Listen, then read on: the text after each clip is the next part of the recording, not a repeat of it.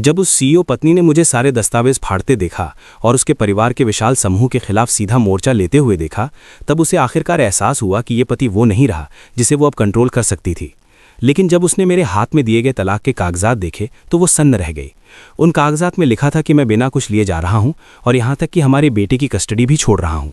उस वक्त मेरे मन में कुछ भी नहीं था, बस एक बात थी, हमारी शादी तो नाम की ही रह गई थी। मैं अब इसे बनाए रखना नहीं चाहता था। साइन करना हम दोनों के लिए अच्छा रहेगा। तुम और तुम्हारी माँ दोनों ही चाहते हो कि जंग जिंग तुम्हारा दामाद बने, मैं तो बस रास्ता छोड़ रहा हूँ। ये कहकर मैंने उस पिंजरे को छोड़ दिया जिसे घर कहा जाता था। मुझे लगा ये औरत समझदार होगी और तलाक के कागजात साइन कर देगी, लेकिन अप्रत्याशित रूप से उसने उन्हें फाड़कर तोड़ दिया। अब कहानी समझिए। बचपन से ही मुझे सू परिवार ने अपना दामाद बनने की ट्रेनिंग दी थी। 20 साल की उम्र में मैंने सू चिन युआन से शादी कर ली। 22 साल की उम्र में हमारा बेटा गुआनियन पैदा हुआ। हमारा बेटा बिल्कुल सू चिन युआन पर गया था, हमेशा चुप रहने वाला, दूर रहने वाला, कभी खुद से मेरे पास नहीं आता था। लेकिन पिछली रात पहली बार उसने खुद से आकर मुझसे बात की। वो बोला, पापा, अंकल जंग बीमार हैं और मरने वाले हैं। उनकी इच्छा है कि वो मम्मी से शादी करें। क्या आप और मम्मी तलाक ले सकते हैं? उस पल मैंने माँ और बेटे दोनों से अपनी पूरी उम्मीद खो दी। तो फिर चलो तलाक ही लेते हैं। नाश्ते के दौरान मैंने खुद पहल करके सू किंग युआन को तलाक के कागजात दे दिए। हमारे बेटे की बातों ने मुझे पूरी रात सोचने पर मजबूर कर दिया था। चूंकि उसे जंग जिंगरॉन इतना पसंद है तो मैं अपने बेटे की कस्टडी भी छोड़ दूंगा और बिना कुछ लिए जाऊंगा।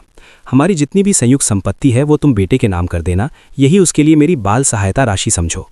सू किंग युआन ने अपना कॉफ़ी का कप रखा और ऊपर देखा। उसने पूछा, तुम मुझसे बात कर रहे थे? मैंने उसके कान में लगे ब्लूटूथ हेडसेट को देखा और अचानक मुझे एहसास हुआ मैं जो कुछ भी बोला उसने एक शब्द भी नहीं सुना। अंदर ही अंदर एक तीव्र निराशा उमड़ आई। हर बार जब मैं उससे बात करता उसी उपेक्षा का सामना करना पड़ता।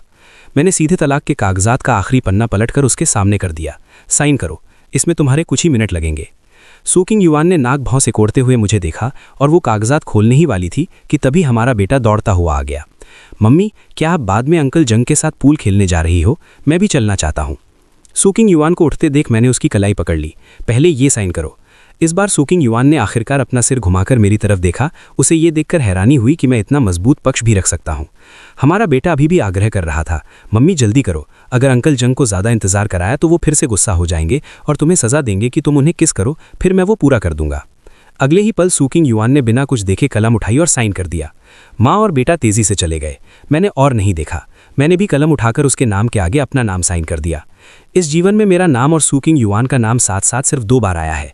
पहली बार हमारे शादी के सर्टिफिकेट पर और दूसरी बार यहाँ। साइन करने के बाद मेरा हाथ अभी भी हल्का सा कांप रहा था। मैंने तलाक के कागजात को फोल्ड किया और अपने वकील को भेज दिया, जिससे मैंने पहले ही संपर्क कर लिया था। फिर मैं ऊपर गया अपना सामान पैक करने। अलमारी कपड़ों से भरी थी, फिर भी एक भी ऐसा आउटफिट नहीं था जो मुझे पसंद आए। कोई नहीं जानता कि 16 साल की उम्र से पहले मुझे दिल खोलकर हंसना पसंद था, मुझे बंजी जंपिंग पसंद थी, मुझे रेसिंग कारों से प्यार था। लेकिन जब से सू किंग युआन से शादी हुई मुझे नियम सिखाए गए, विनम्र, नरम, क्योंकि सू परिवार को सिर्फ एक मानक श्रीमान गू चाहिए थे। लेकिन उस तरह के होने पर भी मुझे सू किंग युआन के दोस्तों से मिलनी थी सिर्फ उपहास। वो कहते थे मैं एक नकली इंसान हूँ और उन्हें लगता था कि जंग जिंगरॉन और सू किंग युआन एक बेहतर जोड़ी है। ये सब सोचते हुए और अपने सामने श्रीमान गू के कपड़ों को देखते हुए मुझे अचानक तेज दर्द हुआ। एक अनकही मिचली आई और मैं बाथरूम की तरफ भागा, जोरों से उल्टी करने लगा। काफ़ी देर बाद कुछ सुधार हुआ, फिर मैंने अपना चेहरा उठाकर आईने में देखा। ये तलाक सच में बदसूरत है। अचानक मुझे लगा कि तलाक लेना बिल्कुल सही फैसला था। मैं इस पिंजरे में नहीं जीना चाहता। मैं इस पिंजरे से भागना चाहता हूँ और अपने असली रूप में वापस लौटना चाहता हूँ। तो मैंने अपने भाई को फ़ोन किया कि वो मुझे लेने आ जाए, सू परिवार का घर छोड़कर, क्योंकि वो मेरा घर नहीं है। और गू परिवार, जब से सू किंग युआन और मेरी शादी हुई उन्होंने मुझसे कोई लेना देना छोड़ दिया था, तो वो भी मेरा घर नहीं है। मेरा भाई जल्दी ही दरवाजे पर आ पहुंचा। उसके चेहरे पर हैरानी साफ झलक रही थी। तेरे पास मुझे कॉल करने का वक्त कैसे आ गया?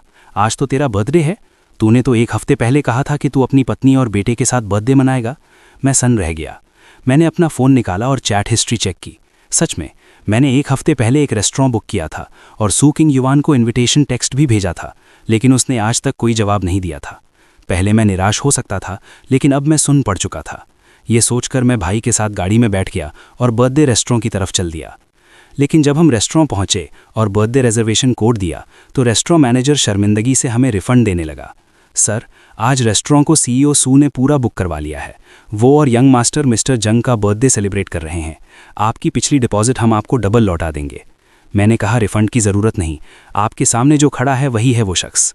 लेकिन जैसे ही हम मुख्य हॉल के बीच में पहुंचे, दूर से एक खुशहाल परिवार की हंसी की आवाज़ आई। मैंने देखा सू किंग युआन और गुआनियन चेन जंग जिंगरॉन का बर्थडे मना रहे थे। आपको शांति और सफलता मिले। मेरी दुआ है अंकल जंग की इच्छा पूरी हो कि आप मम्मी से शादी कर लें और मेरे पापा बन जाएं। मैंने देखा जब उन्होंने बर्थडे विशेस दी और तीनों खुशी से बैठ गए। मैंने देखा सू किंग युआन की नज़र जंग जिंग पर ही टिकी रही और मैंने अपने बेटे गुआनियन चेन को जंग जिंगरॉन के लिए कुर्सी खींचते, चाय डालते, उसके कपड़े ठीक करते देखा। 5 साल की शादी में सू किंग युआन ये भी नहीं जानती कि मेरा बर्थडे कब है, बल्कि सेलिब्रेट करना तो दूर की बात है। और मेरे बेटे ने मुझे कभी एक गिलास पानी तक नहीं पिलाया। मेरा भाई ये बर्दाश्त नहीं कर पाया और वो आगे बढ़कर इंसाफ मांगने लगा, लेकिन मैंने उसे रोक लिया। ज़रूरत नहीं है, मैंने सू किंग युआन के साथ तलाक के कागजात साइन कर दिए हैं। भाई तुरंत मुझे अपने घर ले गया। मैं रोया नहीं, लेकिन वो फूट फूट कर रोने लगा और मुझे जकड़ लिया। वो बोला, सू किंग युआन, वो औरत, गुआनियन, वो एहसान फरामोश बच्चा, शांत हो जा। 5 साल से तू 24/7 उस माँ बेटे के पीछे चक्कर काट रहा था। न कोई नौकरी, न कोई सोशल लाइफ। मैं तुझे बड़ी मुश्किल से बाहर घुमाने ले जाता था और बस सू किंग युआन का एक फ़ोन आता और तू खुशी खुशी बच्चे की तरह घर दौड़ा जाता उसके लिए हैंगओवर सूप बनाने। जब तेरा बेटा दूध छुड़ा रहा था और रो रो कर परेशान हो रहा था, तूने रात भर उसे गोद में झुलाया, दिल लगाकर किया, बदले में सिर्फ धोखा मिला। मुझे पता है तुझे बहुत दर्द हो रहा है, रो ले, बस रो ले। मेरे भाई के गिले शिकवे सुनकर मैंने पीछे झुककर बियर का एक लंबा घूंट लिया और सोफे पर लेट गया। मैं अब नहीं रो सकता, लेकिन पहले बहुत रोया हूँ। जब सू मदर ने मुझे एटिकेट सीखने को मजबूर किया, जब मैंने सू किंग युआन से दिल की बात कही तो उसने इग्नोर कर दिया, जब बर्फीली रात में मैंने आधी रात तक सू किंग युआन का इंतज़ार किया और वो घर नहीं आई, तब मैंने बेवकूफ़ी से उम्मीद लगाई थी। जब गुआनचिन को रात में बुखार आया तो मैंने सू किंग युआन को फ़ोन किया और उसने फ़ोन काट दिया। तब भी मैं बेवकूफ़ी से एक प्यार भरी शादी, एक दयालु पिता और एक वफ़ादार बेटे की चाहत रखता था, लेकिन उन्होंने मुझे कभी देखा ही नहीं। 5 साल हो गए, मुझे बहुत पहले ही होश आ जाना चाहिए था। थोड़ी देर शराब पीने के बाद मैं गहरी नींद में सो गया। अगली सुबह जल्दी अचानक मुझे सू किंग युआन का फ़ोन आया। उसकी आवाज़ अभी अभी जगने की थी, थोड़ी भारी थी। वो नेकलेस जो मैं सोमवार को पहनती हूँ कहाँ है? मैंने अनजाने में जवाब दिया, ड्रेसिंग रूम के पहले दराज में। और मैचिंग ईयरिंग्स? नेकलेस वाले दराज के नीचे। सवाल जवाब की इस कड़ी के बाद मुझे एहसास हुआ हम तलाक लेने वाले हैं। आगे मुझे ये सब नहीं करना होगा। ये सोचकर मैंने प्यार से उसे याद दिलाया, मेड से ड्रेसिंग रूम दोबारा व्यवस्थित करवा लेना, आगे जब कुछ ढूंढना हो तो उनसे पूछ लेना। हम तलाक लेने वाले हैं, तुम्हारा मुझे फ़ोन करके सामान ढूंढना अब उचित नहीं है। मेरी बात ख़त्म होते ही मैंने सू किंग युआन की तरफ से एक हल्की सी हाँ सुनी। लाइन के दूसरे छोर पर दराज खुलने की आवाज़ आ रही थी। मुझे लगा मैंने साफ शब्दों में कह दिया है। मैं फ़ोन रखने ही वाला था, तभी सू किंग युआन ने एक आदेश दिया, अगले कुछ दिनों तक सू ग्रुप के सीईओ ऑफिस में दोपहर के खाने में सी फूड कांजी लेकर आना। इतना कहकर उसने फ़ोन रख दिया। लगता है तलाक वाली मेरी बात उसने फिर से एक शब्द नहीं सुनी। मैंने गहरी सांस ली, गुस्से से मेरी उंगलियां कांपने लगीं। मैंने तुरंत सू किंग युआन का नंबर ब्लॉक कर दिया। थोड़ा सोचकर गुआनियन के किंडरगार्टन टीचर का नंबर भी ब्लॉक कर दिया, लेकिन सू मदर को ब्लॉक करना भूल गया। तो जब मैं अच्छी तरह सोकर दोपहर के खाने के लिए बाहर निकला तो उसने मुझे मेरी गाड़ी में रोक लिया। उसने फ़ोटो का एक ढेर मेरे मुंह पर दे मारा। वो सारी फ़ोटो सू किंग युआन और जंग जिंग की अंतरंग तस्वीरें थीं। वो बोली, तुमने मुझे बहुत निराश किया है। 16 साल की उम्र से मैंने खुद तुम्हें सिखाया, 10 साल बीत गए फिर भी तुम अपनी पत्नी का दिल नहीं जीत सके। अगर मुझे पता होता तुम इतने बेकार हो तो मैंने उस वक्त जंग जिंग को नज़रअंदाज नहीं किया होता कि वो नाजायज़ बेटा है। एक फ़ोटो के तेज़ कोने ने मेरी गर्दन पर खरोच लगा दी। जब मुझे सू परिवार ने भविष्य के दामाद के रूप में चुना था, तब मेरे आसपास के कई दोस्त मेरी किस्मत की तारीफ करते थे, लेकिन उसकी कीमत ये थी कि 16 साल की उम्र से मैंने अपनी आज़ादी खो दी। मैं सिर्फ श्रीमान गू बनने के लिए जीता था। मैं दम घोटने को मजबूर था। हाई स्कूल के आखिरी साल में मैंने जानबूझकर बगावत की, जल्दी डेटिंग शुरू कर दी। सू किंग युआन के सामने हंगामा किया ताकि वो सगाई तोड़ दे, लेकिन उसने कुछ नहीं कहा। हालांकि सू किंग युआन से शादी को सिर्फ 5 साल हुए हैं, लेकिन मैं 10 सालों से हेरफेर किया जा रहा था। बहुत हो गया। सू किंग युआन और मैंने तलाक के कागजात पर साइन कर दिए हैं।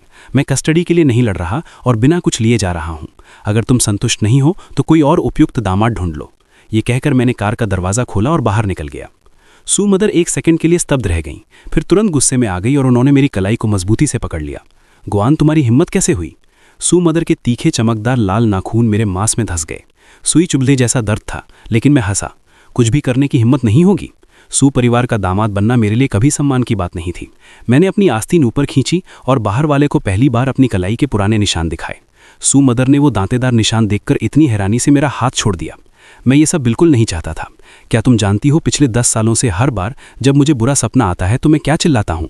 मैं चिल्लाता हूँ, क्या कोई मुझे बचा सकता है? लेकिन अब मैं समझ गया हूँ, सबसे पहले खुद को वही बचा सकता है। जब मैं आज़ाद होकर अपने आप को जी सकता हूँ तभी मैं जीवित हूँ, मैं शांत हूँ। ये कहकर मैंने कार का दरवाज़ा खोला और बाहर निकल गया। इस बार सुमुदर ने मुझे नहीं रोका, लेकिन मेरे दिल में जो कालापन था उसे दबाना मुश्किल हो रहा था। मुझे अपनी भड़ास निकालनी थी, तो मैंने वो चमकदार लाल सुपर कार निकाली जो काफ़ी समय से धूल खा रही थी, और एक्सेलरेटर पर पूरा जोर लगाकर तेज़ी से निकल गया। लेकिन शायद सू किंग युआन मेरी बदकिस्मत है। मैंने अभी एक चौराहे पर रफ्तार भरी ही थी कि मेरी टक्कर एक मेबैक से हो गई। जिस नंबर प्लेट पर 58 लिखा था वो सू किंग युआन की कार थी। सू किंग युआन का असिस्टेंट तुरंत दूसरी कार से बाहर निकला। उसने मुझे देखकर पल भर के लिए सन्न रह गया। श्रीमान गू, मुझे उसकी हैरानी देखकर कोई हैरानी नहीं थी। 5 साल की शादी में सू किंग युआन के आसपास के लोगों ने मेरे बारे में एक स्टीरियोटाइप बना लिया था। ऐसे शख्स का रेसिंग कार चलाना आरों को अजीब लगना ही था। मैंने कोई सफाई नहीं दी, बस एक बिजनेस कार्ड थमाया। जितना नुकसान हुआ हो मुझे बता देना, ये कहकर मैंने धूप का चश्मा लगाया और एक्सेलरेटर दबाकर चल दिया। असिस्टेंट तुरंत मेबैक में लौटा और सू किंग युआन को रिपोर्ट किया, सीईओ सू, दूसरी कार श्रीमान गू चला रहे थे। सू किंग युआन ने अपनी कनपटी रगड़ते हुए बस एक ठंडी नज़र डाली। लगता है उसके लिए चाहे ड्राइवर उसका पति हो या कोई अजनबी, सब एक समान था। असिस्टेंट ने अपनी हैसियत समझी और कुछ और नहीं पूछा, लेकिन अप्रत्याशित रूप से 3 घंटे बाद पति पत्नी की मुलाकात फिर से हुई। इस बार सू किंग युआन शहर के बाहरी इलाके में एक रेस ट्रैक पर लैंड डेवलपमेंट कॉन्ट्रैक्ट साइन करने के लिए एक पार्टनर के साथ आई थी। यहाँ पर एक रेस चल रही थी। एक लाल स्पोर्ट्स कार जिसमें एक मर्दाना सा आकर्षण था ने पहला स्थान हासिल किया था। ड्राइवर गाड़ी से बाहर निकला। उसने tight dark red racing suit पहना हुआ था और उसका लंबा कद इतना आकर्षक था कि नजरें हटाना मुश्किल था। यहाँ तक कि सू किंग युआन के चेहरे पर भी हैरानी और प्रशंसा साफ झलक रही थी। जब तक ड्राइवर ने अपना हेलमेट नहीं उतारा, असिस्टेंट लगातार अचंभे के भाव से देखता रहा। श्रीमान गू इतनी अच्छी रेसिंग कर सकते हैं? लेकिन सू किंग युआन ने कोई प्रतिक्रिया नहीं दी।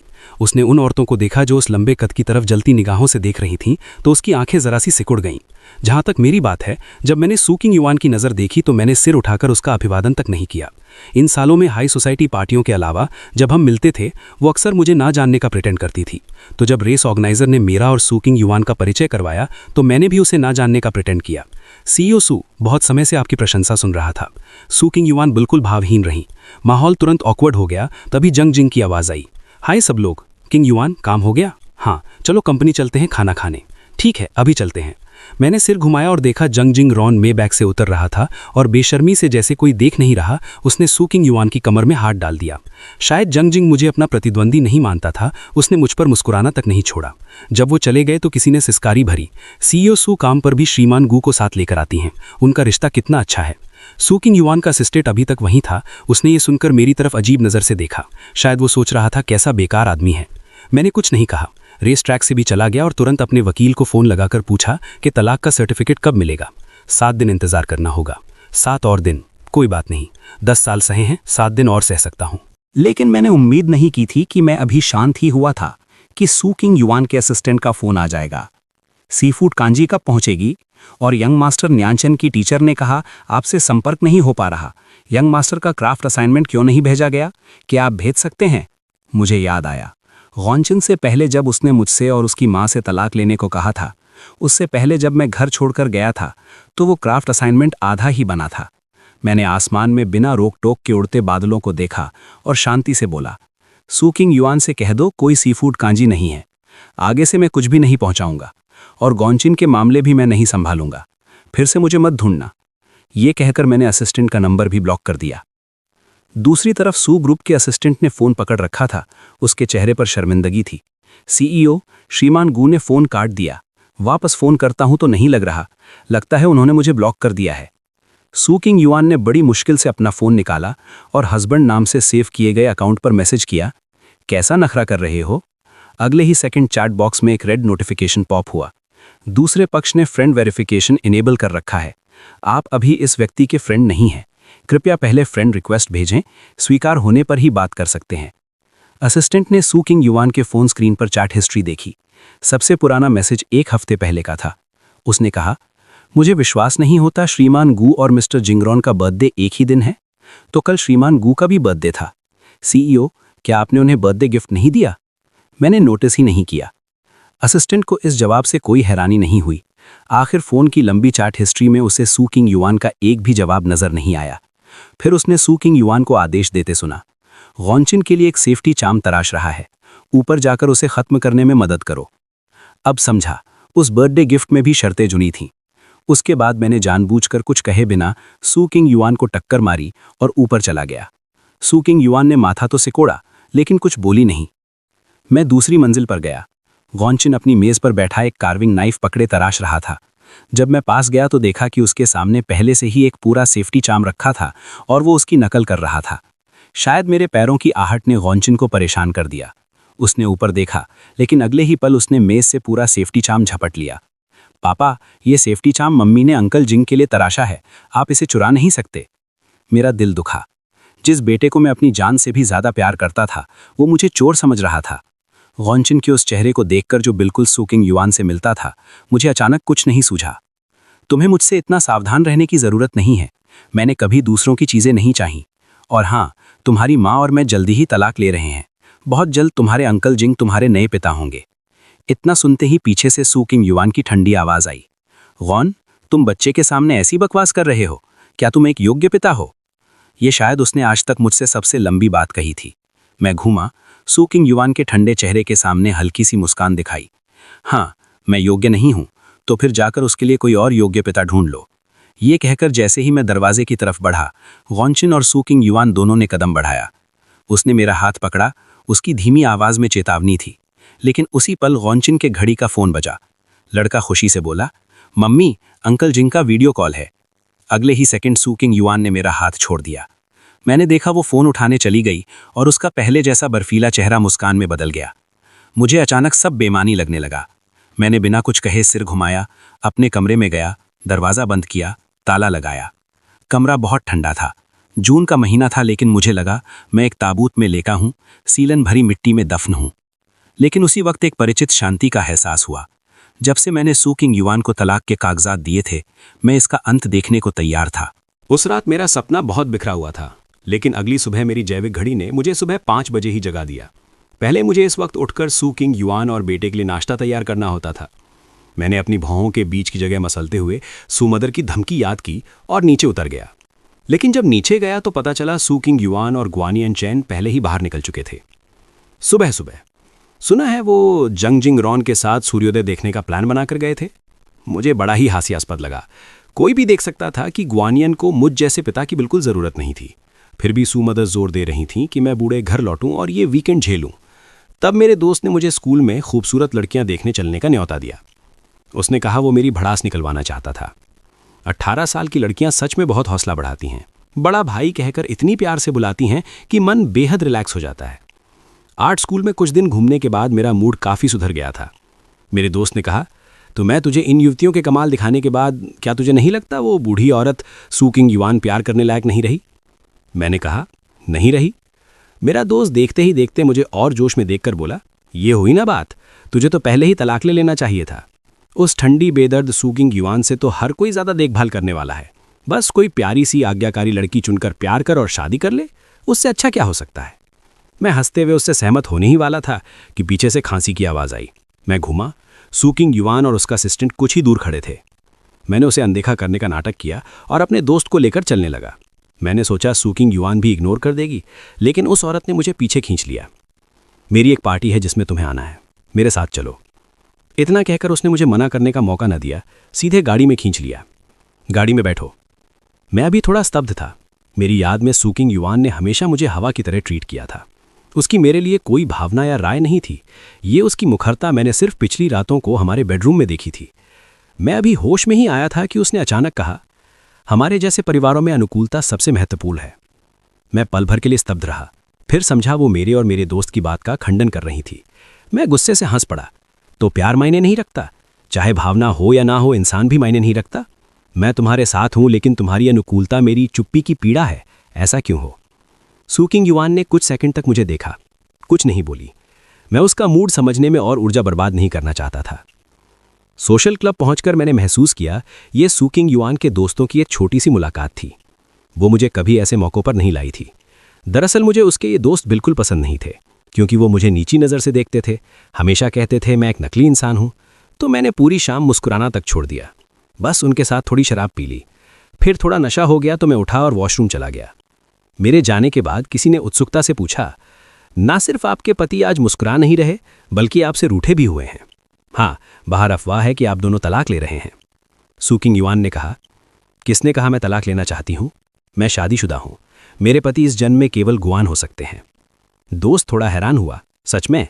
सू किंग युआन ने दूसरे की तरफ देखा लेकिन कुछ नहीं बोली। दोस्त का चेहरा अजीब हो गया। कुछ देर बाद उसने मुश्किल से कहा, वो सीईओ जिसके साथ तुमने एआई डेवलपमेंट पर काम किया था, जंग जिंग रॉन, उसे याद है? वो पहले अपने पति की बिल्कुल परवाह नहीं करती थी। उसे कंपनी में आने तक नहीं देती थी। किसी को नहीं पता था वो उसका पति है। सुना है वो अब तक उसे वापस नहीं जीत पाई है। अगर तुम गुआन के साथ जीवन भर बिताने का सोच रही हो तो बहन की सलाह है उस पर थोड़ा ध्यान दो। जरा सी चूक हुई और तुम्हारे पति की हालत उसके जैसी हो जाएगी। सू किंग युआन के हाथ ने वाइन ग्लास घुमाना रोक दिया, लेकिन वो ठंडी और निर्णायक थी। उसने कहा, वो हिम्मत नहीं करेगा। ठीक उसी समय वॉशरूम में मुझे तलाक के वकील का मैसेज मिला। श्रीमान गुआन, आपके और श्रीमती सू किंग युआन के लिए तलाक का सर्टिफिकेट जारी हो चुका है। आप कभी भी लॉ ऑफिस से ले सकते हैं। मैंने इस दिन का इंतजार कर ही लिया था। बेसब्री से मैंने टैक्सी ली और लॉ ऑफिस पहुंचा। तलाक का सर्टिफिकेट खोला, बार बार देखा। इस पल से हम अलग अलग रास्तों पर चलेंगे। मैं आखिरकार सू परिवार की उस नर्क से बाहर निकल सकता था। लॉ ऑफिस से निकलते ही मेरे दोस्त ने कहा कि मेरी आज़ादी का जश्न मनाने के लिए पहले हम वो डिनर खाते हैं जो मुझे पहले खाने से मना था। फिर वो मुझे नाइट मार्केट के स्ट्रीट फूड स्टॉल पर ले गया। Milk tea, grilled food, ice cream, जो मन करे खा। हवा में उठती खुशबू और बारबेक्यू की सुगंध से मुझे आखिरकार महसूस हुआ कि जिंदा रहने का क्या मतलब है। उस शाम हमने ग्रिल्ड सीखें खाईं, बियर पी, जोर से हंसे, खुलकर सांस ली। आखिर में मैं हंसते हंसते रोने लगा। 10 साल का बोझ आखिरकार गायब हो गया था। शायद बहुत दबा रखा था। मैंने अपने बेटे गुआनचेन के नंबर को ब्लैकलिस्ट से बाहर निकाला और फ़ोन मिलाया। कॉल कनेक्ट होते ही मेरी आंखें भर आईं। मैंने बोला, गुआनिन, मैं तुम्हें कुछ बताता हूँ। भले ही तुम मुझे पसंद ना करो, मैं फिर भी तुम्हारा असली पिता हूँ। जब तुम बीमार थे, बुखार में रात दिन किसने तुम्हारी देखभाल की? रोज़ तुम्हारा होमवर्क किसने करवाया? वो मैं था। जिस दिन तुमने मुझे अपने पिता को एक बाहरी आदमी जैंग जिंग के लिए बुरा भला कहा, उस दिन से मैं तुम्हारा पिता नहीं रहा।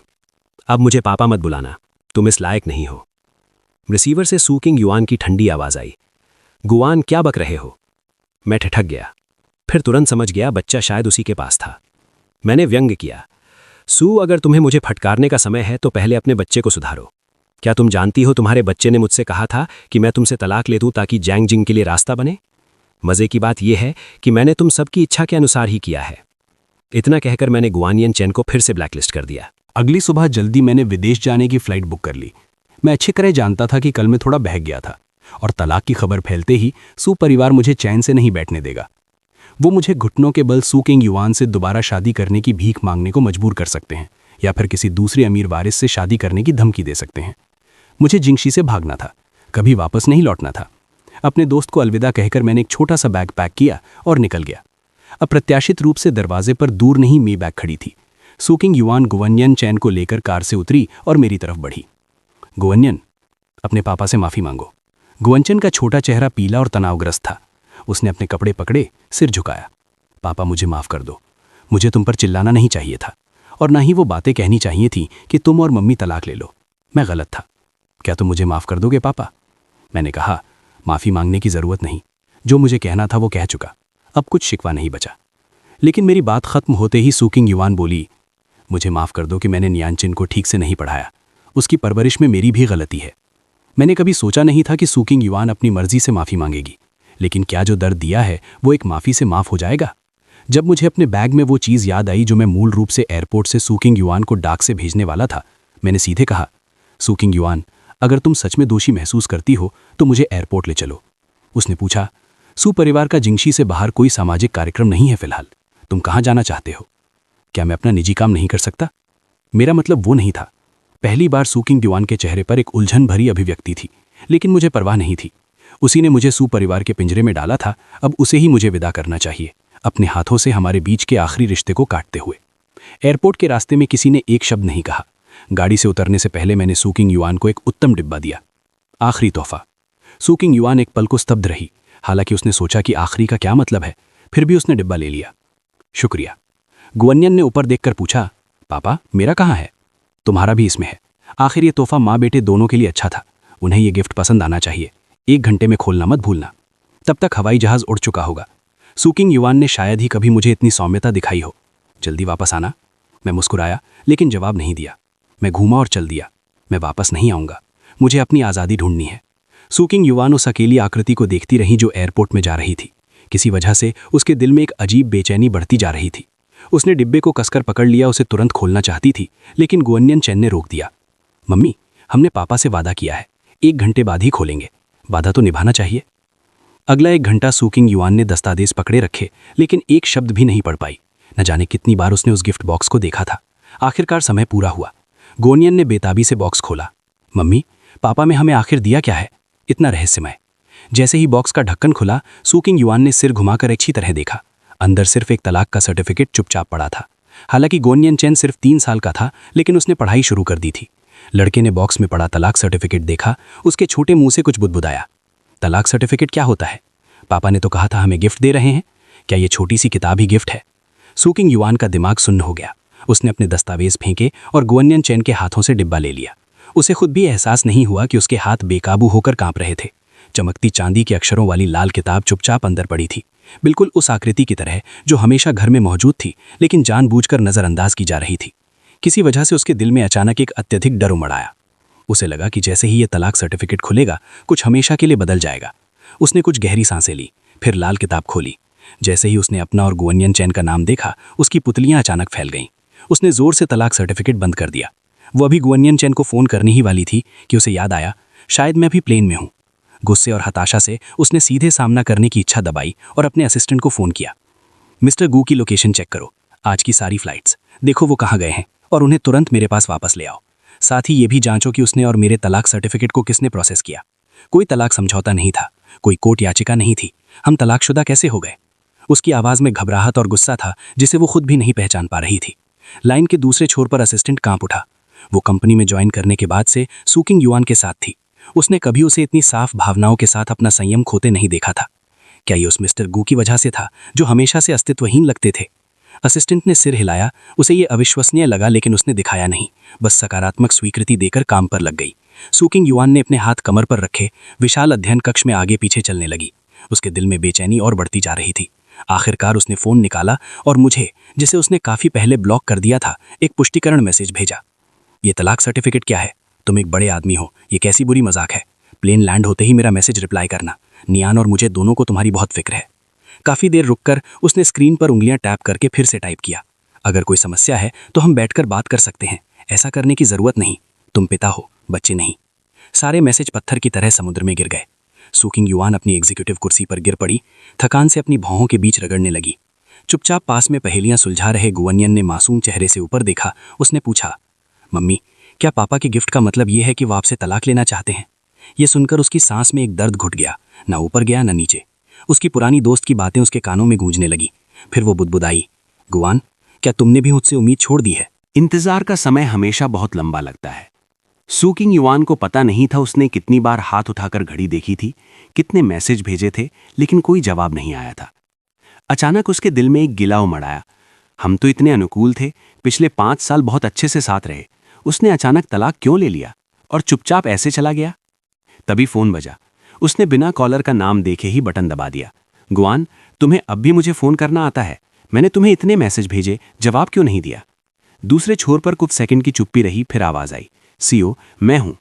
सुकिंग युआन ने अपनी फोन स्क्रीन देखी। उसे लगा उसके शरीर में जो थोड़ी ताकत लौटी थी वो फिर से गायब हो गई। उसने अपनी भौहों के बीच रगड़ते हुए धीमी आवाज में कहा, माफ करना, मैं बहुत जल्दी में थी। श्रीमान गू के बारे में कोई खबर? असिस्टेंट एक पल हिचकिचाया, फिर बोला, सीओ, हमने पता लगाया कि श्रीमान गू ने आज विदेश जाने की फ्लाइट ली है, लेकिन लैंडिंग के बाद उनकी कनेक्टिंग फ्लाइट के बारे में कोई जानकारी नहीं मिल पाई। सुकिंग युआन का चेहरा भी उदास हो गया।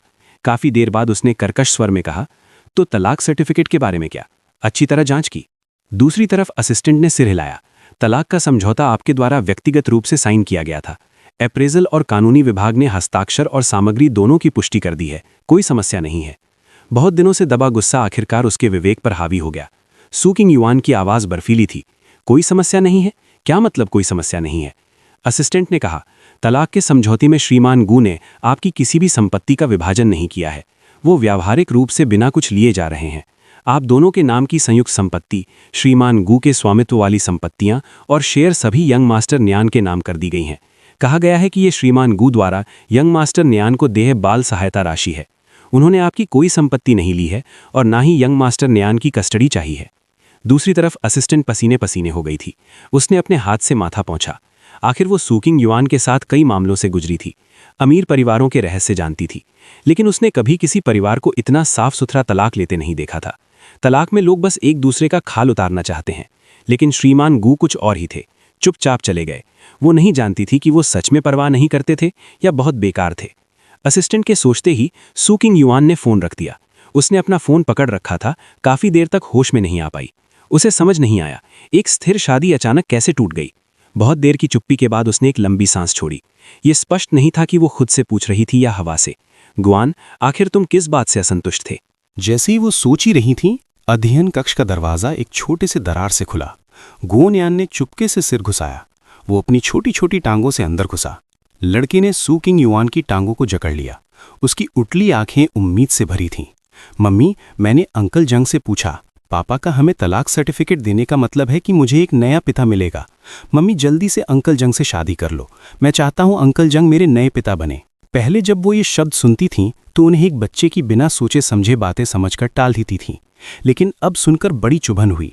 क्या सच में गुआन अपने बेटे के कहे मानते हुए उससे तलाक लेना चाहता था? ये सोचकर वो बिना सोचे डांट पड़ी। तुम सिर्फ 3 साल के हो, तुम क्या जानते हो? आगे ऐसी बातें मत कहना। तुम्हारा सिर्फ एक पिता है, कोई नया पिता नहीं। गुआनियान उसकी डांट से सहम गया। उसके छोटे मुंह ने थरथराते हुए आवाज निकाली और फिर वो जोर से रोने लगा। मैं नया पिता चाहता हूं। मैं चाहता हूं अंकल जंग मेरे नए पिता बने। मैं अपने पुराने पिता को नहीं चाहता। वो पूरे दिन नैनी की तरह हैं, उनमें कोई कूलनेस नहीं है। सूकिंग युआन को गुस्सा आ गया। तुम्हें ये बातें किसने सिखाई? उसे एहसास होना चाहिए था कि गुओनियान महज 3 साल का बच्चा था। अगर कोई लगातार उसके कान में ये बातें नहीं डाल रहा होता तो उसे तलाक के बारे में कैसे पता चलता? वो ऐसी बातें कैसे कह सकता था कि उसके पिता एक पुरुष नैनी है? गुओनियान शायद अब और बर्दाश्त नहीं कर सका। वो सीधा दरवाजे से बाहर भागा। मैं तुमसे नफरत करता हूं मम्मी। तुम मुझे नया पिता नहीं दिलाओगी तो मैं वापस नहीं आऊंगा। सूकिंग युआन अस्त व्यस्त हो गई। वो उसे पीछे खींचने ही वाली थी कि फोन फिर बजा। ये जंग जिंगरान का कॉल था। गुओनियान को पीछे खींचने और फोन उठाने के बीच 1-2 सेकंड की हिचकिचाहट के बाद सूकिंग युआन ने बाद वाला चुन लिया। कॉल कनेक्ट हुई और जंग जिंगरान की आवाज आई। आज रात मैंने नानचेन से सुना कि तुम और गुआन तलाक ले चुके हो। ये सब क्या है? ये तो बच्चे की बिना समझे बकवास है ना? सूकिंग युआन ने सांस छोड़ी। ये गलत फहमी है। मैं गुआन से तलाक नहीं लूंगी। और कुछ? जंग जिंगरान एक पल को चुप रहा। उसके स्वर में निराशा थी। हमें नियांशन को अम्यूजमेंट पार्क ले जाना था आतिशबाजी देखने। मुझे तुम और बेटी की तरफ से कुछ नहीं सुनाई दिया तो मैंने पूछा। माफ करना, मैं भूल गई। कभी और मौके पर चलेंगे। जब तक सूकिंग युआन ने फोन रखा, गुओनियान चैन कहीं नजर नहीं आ रहा था। उसने ज्यादा ध्यान नहीं दिया। विला में इतनी नौकरानियां थीं, 3 साल के बच्चे को संभाल ही सकती हैं। लेकिन गुओनियान सबकी नाक के नीचे से गायब हो गया था। किसी ने नहीं देखा वो विला से कैसे निकला। विला के बाहर के सुरक्षा कैमरों ने सिर्फ उसे अकेले जाते हुए कैद किया था। सूकिंग युआन ने अपने लोगों से पूरे जिंगशी को छान मारा, लेकिन गुओनियान का कोई निशान नहीं मिला। उसने बार बार मेरा नंबर मिलाया, लेकिन हर बार वही संदेश, आपने जो नंबर डायल किया है वो बंद है, कृपया बाद में प्रयास करें। मजबूर होकर उसने अपने असिस्टेंट से मेरे दोस्त का नंबर ढूंढवाया। नमस्ते, मैं सूकिंग युआन बोल रही हूँ। क्या गुआन के आपसे संपर्क में है? अगर उसकी कोई खबर हो तो कृपया तुरंत उसे संदेश दें, क्योंकि वो मुझसे तलाक लेना चाहता है। न्यानशेन गायब हो गया है। अगर उसमें पिता होने की जरा सी भी समझ बची है तो वो तुरंत लौट आए। लेकिन उसकी बात पूरी होने से पहले ही मेरे दोस्त ने बेसब्री से टोक दिया। रुको रुको रुको, तुम्हारा बेटा गायब है तो पुलिस में रिपोर्ट करो। गुआन को ढूंढने से क्या होगा? क्या उसमें कोई टेलीपैथिक शक्ति है कि जैसे ही लौटेगा वैसे ही उस नालायक बच्चे के पास टेलीपोर्ट हो जाएगा? और तुमने क्या कहा? तुम दोनों के तलाक के कारण बच्चा गायब हो गया। वो तलाक लेना चाहता था तो क्या तुम सबने ही उसे मजबूर किया था? तलाक लेना तो सही काम किया। तुम और वो नालायक बच्चा दोनों ही बेकार हो। फोन कट गया, लेकिन तुरंत फिर बजा। ये जंग जिंग का था। सूकिंग युआन ने फोन उठाया, लेकिन बस इतना ही साफ सुन पाई। किंग युआन, मदद करो। कोई नियान को अपहरण करने की कोशिश कर रहा है। न्यानशेन को जाने दो। डरो मत, सावधान रहना। फोन अचानक कट गया। सूकिंग युआन ने तुरंत लोगों से जंग जिंगरान के फोन सिग्नल को ट्रेस करने का आदेश दिया। जब वो पहुंचे, जंग जिंग और गुआन न्यानशेन पहले से ही बेहोश हाईवे से एक मिट्टी के ढलान के नीचे पड़े थे। जंग जिंग पूरी तरह खरोचों से भरा हुआ था। बहुत दयनीय लग रहा था, लेकिन गुओन यानचेन उसकी बाहों में कसकर बंधा हुआ था। उसके चेहरे पर थोड़ी धूल के अलावा वो बिल्कुल सुरक्षित था। वहां मौजूद हर कोई इस दृश्य से भावुक हो गया। सू किंग युआन के बगल में लटकते हाथ कसकर मुट्ठी में बंध गए। पहले दोनों को एम्बुलेंस में ले चलो। लाल और नीली बत्तियों को दूर जाते देखते हुए उसने अंततः अपने बगल वाले असिस्टेंट से एक शब्द कहा, जाकर जांच करो जंग जिंग आखिरी समय में क्या कर रहा था और उसका किन से संपर्क था। एक भी सुराग मत छोड़ना। असिस्टेंट पल भर के लिए स्तब्ध रह गया, फिर तुरंत समझ गया। उसने सीओ के साथ पूरे शहर का सर्च किया, लेकिन यंग मास्टर नानचेन नहीं मिला। जंग जिंगरान को कैसे मिल गया? विला में इतनी नौकरानियां थीं। यंग मास्टर नानचेन 3 साल का बच्चा था, वो बिना किसी के पता लगाए कैसे निकल सकता था? अगर सच में अपहरण था तो अपहरणकर्ताओं ने फिरौती क्यों नहीं मांगी और उन्हें हाईवे पर क्यों फेंक दिया? सू किंग युआन इतने सालों से व्यापार जगत में नेविगेट कर रही थी, उससे इतनी स्पष्ट खामी कैसे छिप सकती थी? बहुत जल्दी सू किंग युआन ने सबूत हासिल कर लिए कि जैंग जिंगरॉन ने अपहरण की साजिश रची थी। अपने हाथों में दस्तावेजों को देखते हुए वो काफी देर चुप रही। फिर उसने कहा, पुलिस स्टेशन में शिकायत वापस ले लो, इस मामले को बड़ा मत बनाओ, सबूत नष्ट कर दो। मैं नहीं चाहती कि इसके बारे में कोई तीसरा व्यक्ति जाने। बस लोगों को बता दो कि जैंग जिंगरॉन ने नानचेन को बचाया। असिस्टेंट के चेहरे पर अविश्वास था। क्या सीईओ उस व्यक्ति को बचाने की कोशिश कर रही थी जिसने उसके अपने बेटे के अपहरण की साजिश रची थी? लेकिन इससे पहले कि वो कुछ समझ पाता, सू किंग युआन की आकृति अस्पताल के गलियारे के अंत में गायब हो चुकी थी। सू किंग युआन ने अस्पताल के कमरे का दरवाजा खोला और देखा जैंग जिंगरॉन अस्पताल के बिस्तर पर झुका हुआ था। उसका चेहरा पीला पड़ रहा था। उसने सहज रूप से अपनी भौहें सिकोड़ ली। उसकी नज़र में जांच का भाव था। जैंग जिंगरॉन ने 2 बार कमजोर खांसी दी। नियॉन चिन कैसा है? वो बच्चा ठीक तो है ना? वो इतना छोटा है, इससे उसे बहुत आघात पहुंचा होगा। ये सब गुआन की गलती है, ऐसे ही चला गया, अपने बेटे की परवाह भी नहीं। इस दुनिया में उस जैसा गैर जिम्मेदार आदमी और कहाँ? मुझे नियॉन से मिलना है। इतना कहकर वो बिस्तर से उतरने लगा, लेकिन सू किंग युआन के पास से गुजरते हुए रोक लिया गया। सू किंग युआन का लहजा शालीन और संयमित था। वो योग्य पिता है या नहीं, ये दूसरों को जज करने की बात नहीं है। जैंग जिंगरॉन ने सू किंग युआन की ठंडी प्रोफाइल को देखा और एक पल के लिए स्तब्ध रह गया। उस चेहरे पर जो आमतौर पर उस पर दया दिखाती थी, आज एक भी मुस्कान नहीं थी। इतना ठंडा, डरावना, वो अपनी मुट्ठियां नहीं दबा सका। किंग युआन, हमारे बीच इतने सालों का लगाव है, तुम मुझे दूसरा कैसे कह सकती हो? बात करने के बाद उसने अपनी आवाज़ धीमी कर ली। मैं बहुत जल्दी में था, एक पल के लिए गलत बोल गया, लेकिन ये अपहरण वाकई भयानक था। मेरे जैसे बड़े को भी डर लग गया। मैंने नियॉन को बड़ा होते देखा है। मैं सच में उसके लिए दिल टूट गया हूँ। सू किंग युआन के बगल में लटकते हाथ थोड़े कसे। जैंग जिंगरॉन के प्रति उसकी नज़र ठंडी हो गई। अगर तुम्हें सच में ये भयानक और डरावना लगता था तो तुमने नानचेन का अपहरण करने के लिए किसी को क्यों रखा? ये अपना ही नाटक क्यों रचा? जैंग जिंगरॉन का पीला चेहरा तुरंत अकड़ गया। उसने मासूमियत से कहा, किंग युआन, तुम क्या कह रही हो? सू किंग युआन ने कोई सफाई नहीं दी, बस उसकी तरफ देखते हुए उसकी आंखों में जटिलता और निराशा की झलक थी। सबूत मैं पहले ही नष्ट करवा चुकी हूँ। अब से नानचेन के सामने मत आना। मैं तुम्हें विदेश भेज दूंगी और तुम्हारे भविष्य के जीवन की व्यवस्था भी कर दूंगी। वापस मत आना। ये कहकर वो मुड़ी और चली गई। लेकिन जैंग जिंगरॉन दौड़कर आगे बढ़ा और उसकी कमर को कसकर जकड़ लिया। किंग युआन, मुझे मत भेजो। अगर मैंने कुछ गलत किया है तो मैं बदल सकता हूँ। इतने सालों से हम हमेशा साथ हैं। सू किंग युआन अडिग रही, सीधे उसकी कलाई पकड़कर उसे हटाने लगी। जैंग जिंगरॉन तुरंत घबरा गया। किंग युआन, आखिर क्यों? मैं मानता हूँ मैं इस बार थोड़ा जल्दबाजी में था। मैं बस उससे शादी करना चाहता हूँ जिससे प्यार करता हूँ। मैंने क्या गलत किया? मुझे इससे कोई फर्क नहीं पड़ता कि नियान किसी और का बच्चा है। मैं भविष्य में उससे अच्छी तरह पेश आऊंगा। लेकिन सू किंग युआन ने उसे धक्का देकर दूर कर दिया। उसकी ठंडी आंखों में संदेह था। मुझे समझ नहीं आता, क्या तुम्हें जिससे प्यार करना चाहिए वो मेरी मृत बहन नहीं है? जिससे मैं प्यार करता हूँ वो हमेशा तुम हो। इतने सालों से तुम मेरे साथ हो, मेरी देखभाल करती हो, मुझे प्यार करती हो। मेरा बर्थडे तुम मुझसे भी बेहतर याद रखती हो, और जब मैं फ़ोन करता हूँ तो तुम हमेशा वहाँ होती हो। तुम अपने पति से बेहतर मेरा ख्याल रखती हो। क्या ये संभव है कि तुम मुझसे प्यार नहीं करती? एक झटके से उसके दिमाग की कोई नस टूट गई। सू किंग युआन ने जैंग जिंगरॉन का हाथ छोड़ा और एक कदम पीछे हट गई।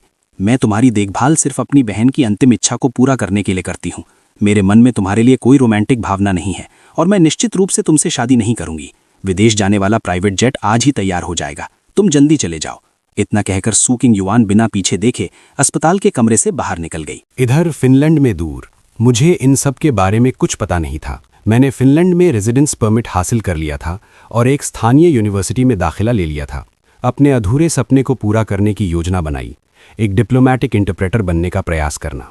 सेशन शुरू होने से पहले मैंने अपने सालों के सेविंग्स से एक छोटा सा घर खरीद लिया। मैंने सुना है यहाँ सर्दियों में ऑरोरा बोरियलिस देख सकते हैं। मैं अपने जीवन को लेकर बहुत उत्सुक हूँ, जिससे मुझे अपने जीवन पर बेहतर नियंत्रण रखने में मदद मिलती है। मैंने खुद फिनिश सीखी और साथ ही जर्मन, जापानी और स्पेनिश सीखने का चुनाव किया।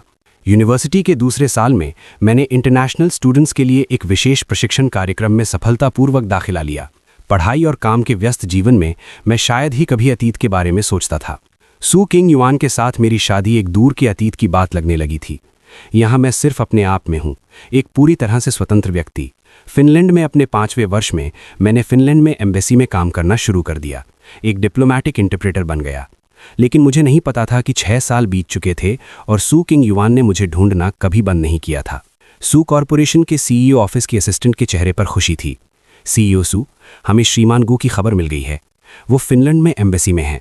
सू किंग युआन अपनी सीट से उछल पड़ी। उसके चेहरे पर खुशी की एक दुर्लभ चमक थी। असिस्टेंट हैरान रह गई, उसकी आंखें फैल गईं। उसने सीईओ को 6 साल में मुस्कुराते नहीं देखा था। जब से श्रीमान गू ने उससे तलाक लिया था, तब से जब भी उसने अरबों का कॉन्ट्रैक्ट सफलतापूर्वक किया था, उसने ऐसी मुस्कान कभी नहीं दी थी। सू किंग युआन खड़ी हुई, बाहर जाने का इरादा किया, लेकिन दरवाजे तक पहुंचकर वापस लौटी। मुझे उसकी वर्तमान विस्तृत फाइल चाहिए, इसे तुरंत करवाओ। खुशी की लहरें उसके सीने में उमड़ रही थीं। सू किंग युआन अपने होठों को मुस्कान में नहीं मोड़ सकती थी। उसकी नज़र अपने डेस्क पर रखी 3 की फैमिली फोटो पर पड़ी और उसकी उंगलियों ने प्यार से मेरे नर्म चेहरे पर फिर से नज़र दौड़ाई। मैं तुम्हारे और हमारे बीच की गलतफहमी को ज़रूर दूर करूंगी और तुम मेरे पास वापस आओगे।